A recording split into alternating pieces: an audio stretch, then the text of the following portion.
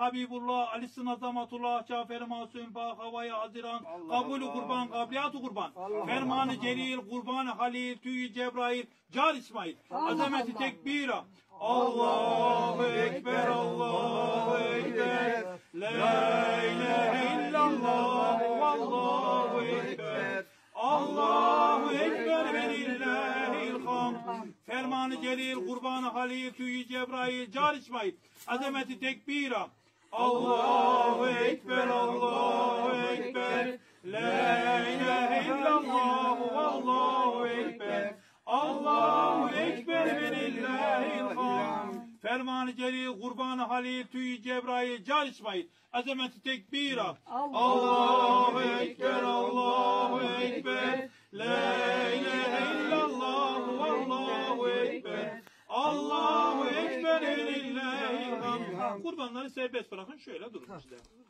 Eyvallah. Bırak. Eli bir gel gitmesin de bizden kaçıyor.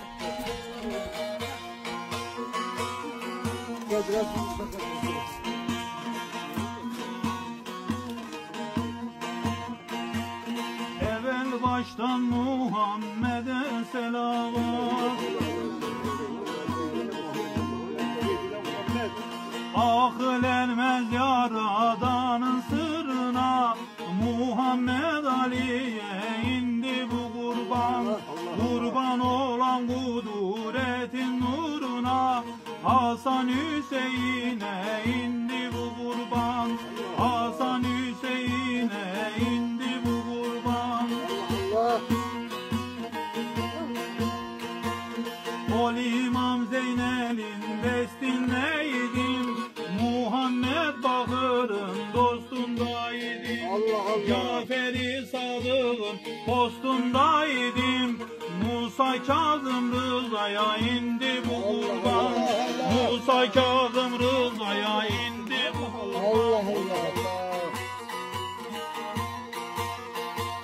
Muhammed Taki'nin nurundaydım, Aliye Naki'nin sırrındaydım, Hasan el-Esker'in darındaydım, Muhammed Mehdi'ye indi kurban, Muhammed Mehdi'ye indi kurban. Aslı Şah-ı Merdan yürün acı, hakikata bağlı bu yolun ucu, senede bir kurban talibin borcu, Muhammed Mustafa'ya indi bu kurban, Muhammed Mustafa'ya indi bu kurban.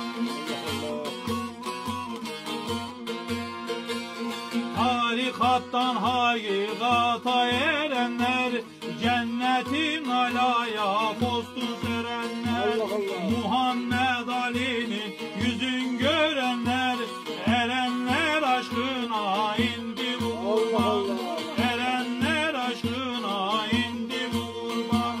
Kurbanın nişanı kabul ol, Allah Allah. Allah Allah.